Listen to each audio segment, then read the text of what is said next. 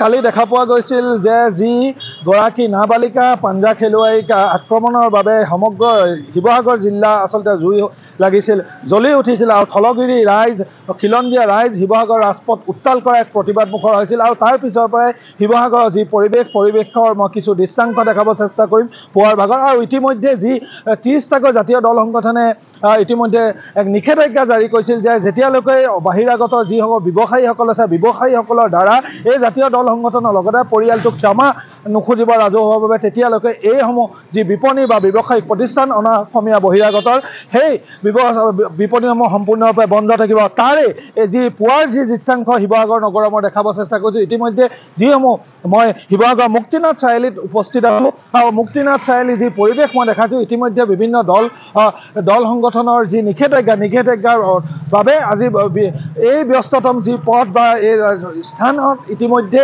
বন্ধ দেখা পোৱা গৈছে। বিভিন্ন যিসমূহ বহিৰাগত বা অনা অসমীয়া ব্যৱসায়ীসকলৰ বিৰুদ্ধে ক্ষোভিত যি জাতীয় 30টা জনগোষ্ঠীয় সংগঠনৰ দ্বাৰা নিষেধাজ্ঞাৰ পিছত পুনৰবাৰ এই ধৰণৰ পৰিৱেশ দেখা পোৱা গৈছে। প্ৰত্যেকখন দোকানতে তলা ওলমিছে, যিটো সময়ত এই সময়ছোৱাত দোকানসমূহ খোল খায় কিন্তু এতিয়া বন্ধ দেখা পোৱা গৈছে। আৰু ইয়াৰ লগে লগে এটা কওঁ যে প্ৰতিবাদ চলি থকাৰ সময়তে কালি দিছপুৰ থানাত গৌৰৱ চুমানী নামৰ এগৰাকী ব্যক্তিয়ে শৃংখল চলিয়াৰ বিৰুদ্ধে এজাহাৰ দাখিল কৰিছিল। আৰু সেই আমাৰ ওচৰত যি ইণ্টেল আছে, দিছপুৰ থানাৰ যি গোচৰ সেই গোচৰ 0 FIR আধাৰত ইতিমধ্যে শিৱসাগৰ সদৰ থানালৈ হস্তান্তৰ কৰা হৈছে আৰু গৌৰৱ চুমানীক দেহৰক্ষী প্ৰদান কৰা হৈছে। এইসমূহ বিষয়ো আচলতে দিনৰ কি ধৰণে ৰূপ লয় সেইটো লক্ষণীয় বিষয় হ'ব। কিন্তু বৰ্তমান মই দেখাব চেষ্টা কৰিছোঁ বিভিন্ন যি বিপণীসমূহ আছে, ব্যৱসায়িক প্ৰতিষ্ঠানসমূহ আছে, ব্যৱসায়িক দেখা পোৱা গৈছে। আৰু ইতিমধ্যে মই যি অন্য সময়ত বা অন্য স্থানৰ সময়ত যি ধৰণে মানুহে গিজগিজাই থকা এক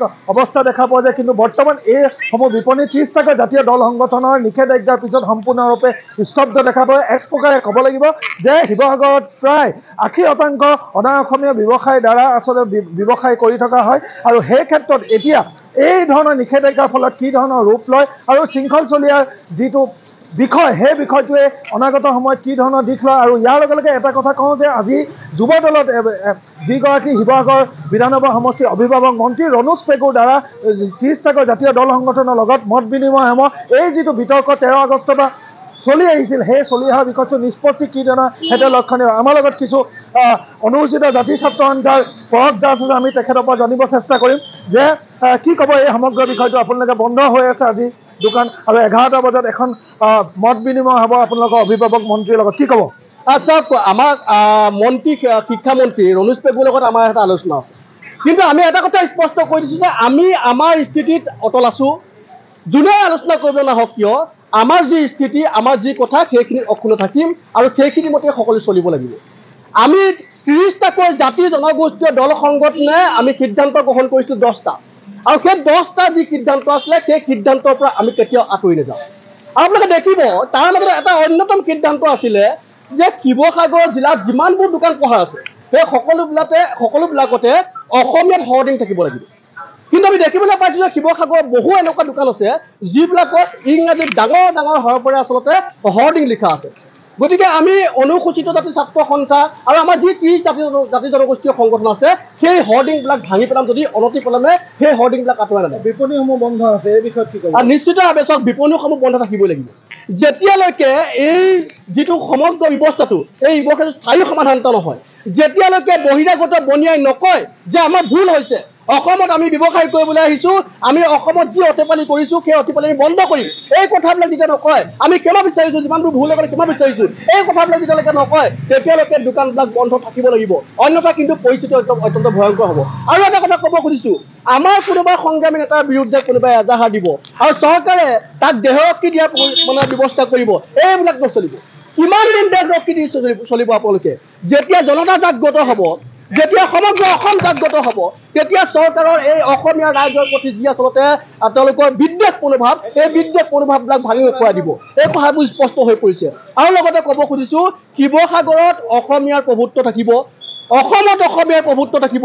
যিকোনো কাৰণত আমাৰ যি 10টা সিদ্ধান্ত আছে, আমাৰ মাটি বাৰী বিকা বাৰণ আছে, আমাৰ দোকান পোহাৰ বন্ধ কৰি দিব লাগিব যেতিয়ালৈকে আমাৰ লগত তেওঁলোকে সমান নহয়।